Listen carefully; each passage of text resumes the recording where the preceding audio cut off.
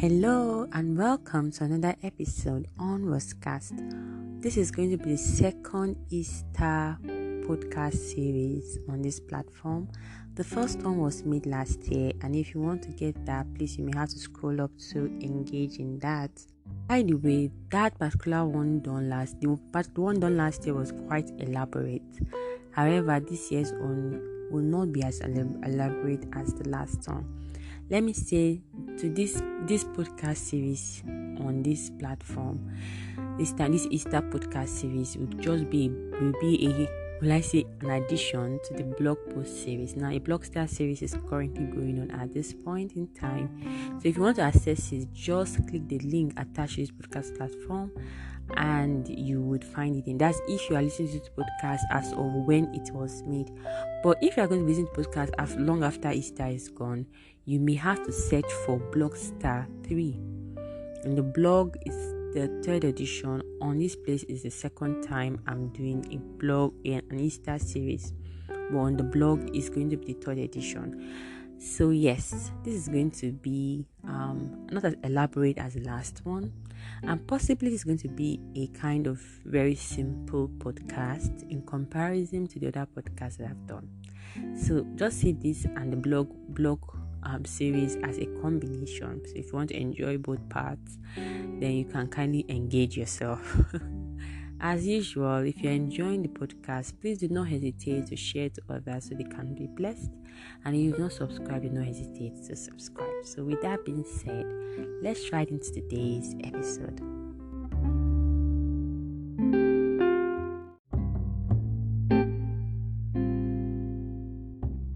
Now, this is the day we call Good Friday. However, the incident that occurred on this day is not really good.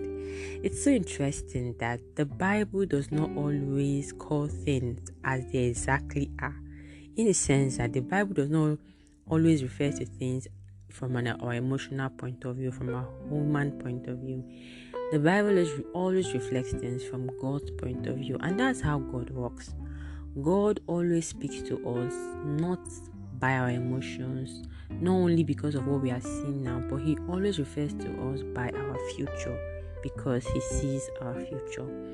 And even though that could be very difficult to understand, especially when we are in a place when we are still navigating ourselves, when we are still trying to know what to do with our lives, when we are still not sure of ourselves and we're sure of our future, yet God decides to refer to us by the future He has seen us in, because He's seen the future. I'm saying that somebody who is still navigating our future with God, sometimes it can be difficult to grasp the concept that God, you are seeing all these beautiful things, but I'm not seeing them.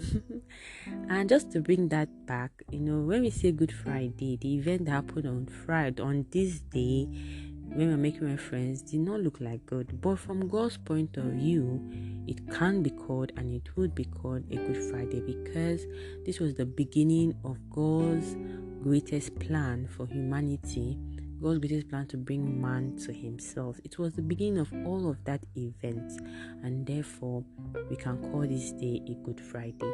However, what is the theme I'm talking about today? I'm going to talking about the theme on grief. And like I said, this is just going to be a combo for the topic being taken on the blog post. So, grief. We're talking about grief. Now, this day was a day that was packed with grief. It was a day that was packed with uncertainties. It was a day that was packed with sadness, with sorrow.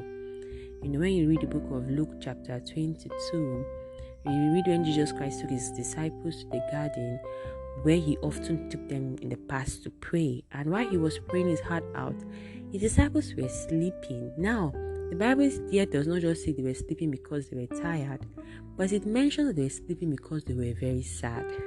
So they were so sad to the point that they just had to sleep, because maybe they felt that sleep would take away their sadness. And by the way, don't we do that sometimes?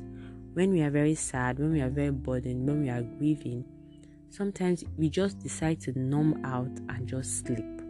At least for those who really think sleep will fix everything. But if you're not in the category of people that think that sleep will fix everything, you most likely won't have energy to do a lot of things. You most likely will find yourself just drowsy, tired, because of the sorrow that you are dealing with at that point. And that was the same thing for Jesus' disciples. Jesus Christ was the person they had built their identity with. He was the one that made them feel loved, important, recognized. Because of Jesus Christ, they could enjoy some privilege, not ignored. And then Jesus Christ was telling them he was going to die, and that was looking like it was. So when we are grieving for the things that are eminent, in fact, one of the things I had to learn at some point, one of the lessons I had to learn at some point is that you can never determine how a person should grieve. Whether the grief came expectedly or unexpectedly, you can never define how a person should grieve, because grieving expresses that you have lost something precious, something important, something that you considered valuable to you. Therefore, there's no way to tell a person to grieve. No way to say this is how it should be. You can't even determine the length of the grieving period, because, like I said, when you grieve, you have lost something, or you know you're about to lose something very dear to you.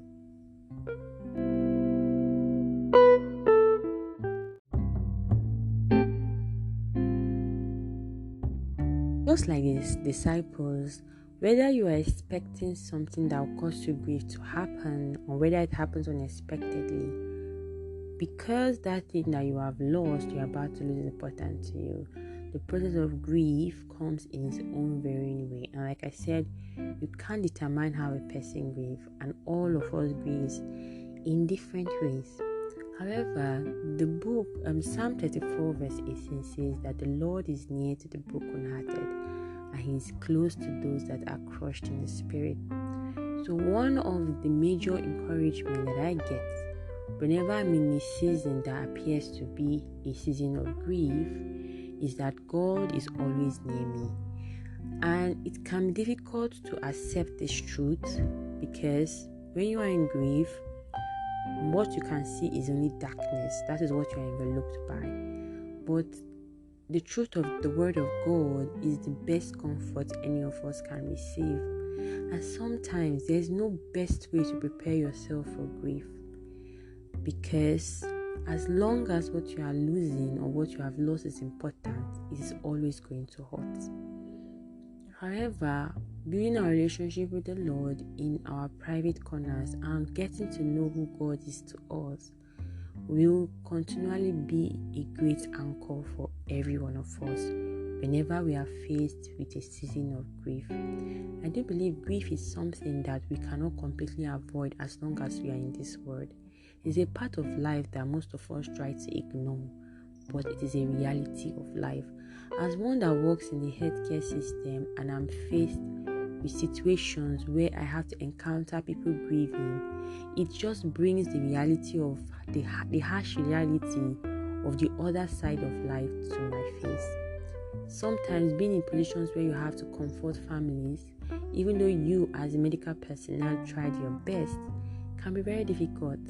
And you don't have to be the most emotional person, even though you may want to be emotional. Also, if I want to be emotional, I have to make sure that I'm not expressing so much emotions more than the grieving person. But being in the health system has just brought this other side, harsh reality of life to my face, and that grief is a reality that even though we try to ignore it, it is there. For I can't even say there's a best way to prepare for grief. And I do believe that, I think that grief is something that really shakes anybody's faith. It's actually a great test of our faith in God. It reminds me of Job, who was faced with a very difficult situation. It could be very easy to go flip to the end of Job's story and appreciate what happened at the end. But if we really take our time to read through the book of Job, like I did by the time I was reading Job for the third, fourth time, I began to really, really understand the concept of what Job was going through. Because the first 3 times I read it, I couldn't really understand what was really going on. I just knew that this was Job's story. But when I read this story repeatedly, the Lord just opened my eyes more. And it has showed that Job was grieving so deeply. And he was grieving to the point that his own friends thought that he had done something wrong, or that he was ungrateful, or that he was unrighteous. And literally nobody around Job was even comforting him. And then Job was so sad and disappointed that he directed his disappointment at God. However, at the end of the day, Job's faith in God was what pulled him through. Now it's easy to read those things. I'm like, wow, he's so strong. But back to saying that for each and every one of us, we have gone through a process of grief. Can you look back and see that you too, by God, you were able to pull through? Yeah, you were able to pull through. So even in grief, I do believe that God is near to us. And even though there is no time limit for how much our grieving may take, I believe that His word is true. God is close to the brokenhearted. And with God, I know that whatever scar grief lives in our hearts, God is able to heal it.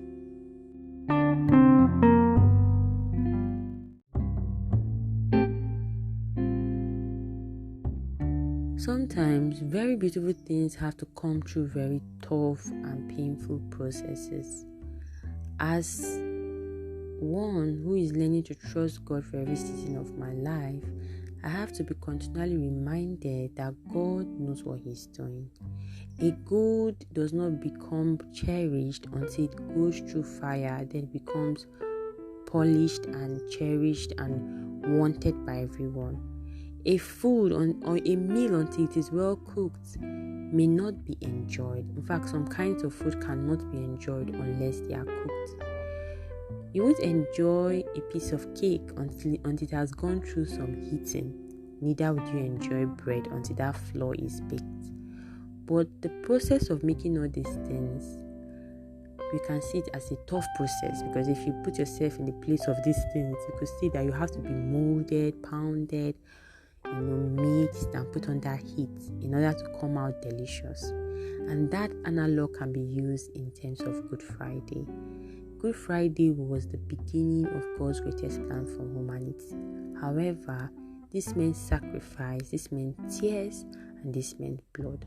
But in all of it, God knows what He's doing. God knew what He was doing, and God still knows what He's doing.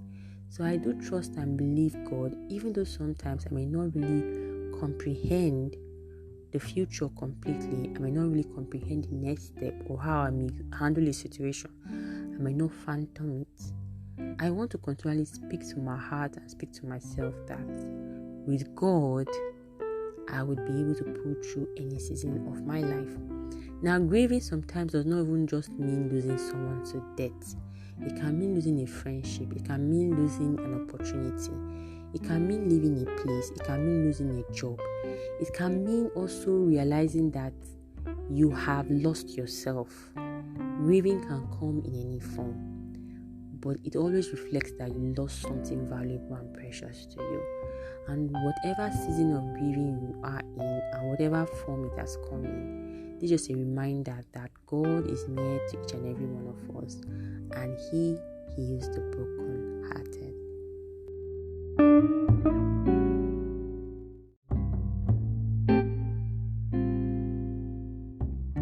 So whether you are dealing with a health condition, or you are dealing with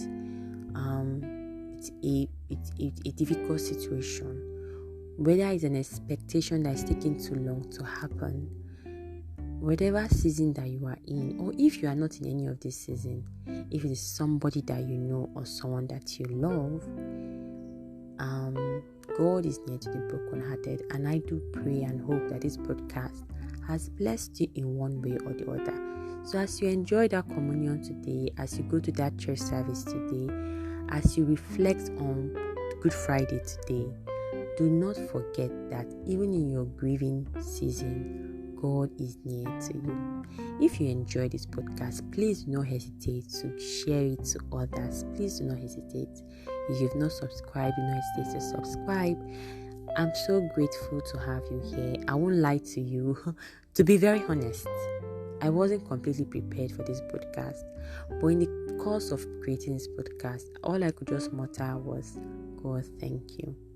So I just hope that this podcast, one way or the other, blessed you. And if there's somebody that you know that will specially benefit from this podcast, please copy the link and share it to that person.